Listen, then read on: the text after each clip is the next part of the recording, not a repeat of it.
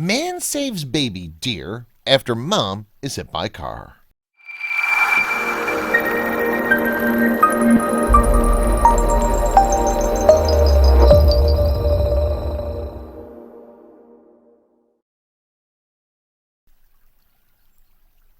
Animals and humans have always had a tenuous relationship.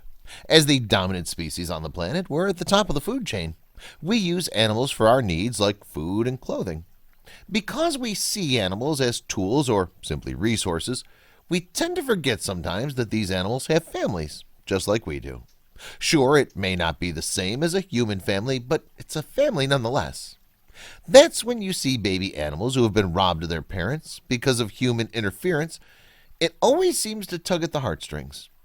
This guy had heard from his neighbor that he'd hit a doe with his car on the road where they live.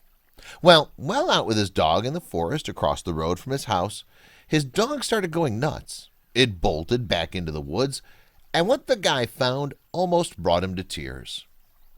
The man had heard that his neighbor had hit a doe with his car. When he came across this fawn alone in the woods, he knew it had to be a motherless orphan. An even sadder part of the story is that when the dog came running up to the fawn, it was too exhausted and hungry to move a muscle. It had already seemed to accept its fate. The man was astonished at how close he could get to this baby deer. Well, it must have been an amazing experience, knowing the circumstances surrounding it would make it hard to enjoy. Even pushing the baby deer wouldn't get it to move. The baby was so exhausted and hungry that the man was able to reach out his hand and pet it. I've experienced this a couple times in my life with deer roaming around my parents' property in Michigan. It's one of the most surreal things that can ever happen to you.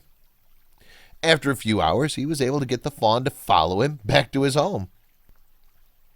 The man's begun a regular feeding schedule for the fawn.